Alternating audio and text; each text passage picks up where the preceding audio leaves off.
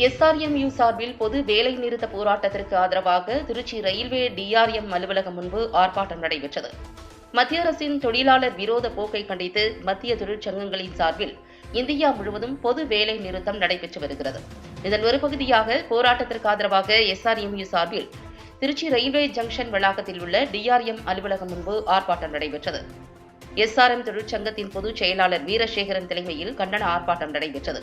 4 தொழிலாளர் விரோத தொழிற்சட்டங்கள் வாபஸ் பெற வேண்டும், 8வது ஊதிய குழுவை உடனே அமைக்க வேண்டும், இந்தியா முழுவதும் உள்ள 11 லட்சம் காலி பணியிடங்களை உடனே நிரப்ப நடவடிக்கை எடுக்க வேண்டும், ரயில்வே தனியார் மையம் அவுட் சோர்சிங் நடவடிக்கையை கைவிட வேண்டும் உள்ளிட்ட பல்வேறு கோரிக்கைகளை வலியுறுத்தி இந்த கண்டன ஆர்ப்பாட்டம் நடைபெற்றது. செய்தியாளர்களுக்கு பேட்டியளித்த எஸ்ஆர்எம்யூ துணை பொதுச் செயலாளர் வீரசேகரன், கடலூர் மாவட்டத்தில் நடந்த விபத்து தொடர்பாக அதிகாரிகளையும் அழைத்து விசாரணை மேற்கொள்ள வேண்டும்.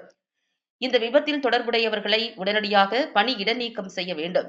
இந்த விபத்து நடைபெற்றதற்கு தனியார் கான்ட்ராக்டர்கள் தான் காரணம். 8 மணி நேர கேட் கீப்பர் செய்ய வேண்டிய வேலையை சுமார் 12 மணி நேரமாக பார்க்கின்றனர். எனவேதான் இந்த தவறு நடைபெற்றுள்ளது. நடைபெற்ற விபத்தை நியாயப்படுத்தவில்லை, ஆனால் அதற்கு மூல காரணம் யார் என்பதை பார்த்து அவருக்கு தண்டனை கொடுக்க வேண்டும். மேலும் ஆர்ப்பாட்டத்தின் போது வைக்கப்பட்டுள்ள கோரிக்கைகளை மத்திய அரசு உடனடியாக நிறைவேற்ற வேண்டும். நிறைவேற்றாத பட்சத்தில் அகில இந்திய அளவில் ரயில் நிறுத்த போராட்டம் விரைவில் நடைபெறும் என அவர் தெரிவித்தார்.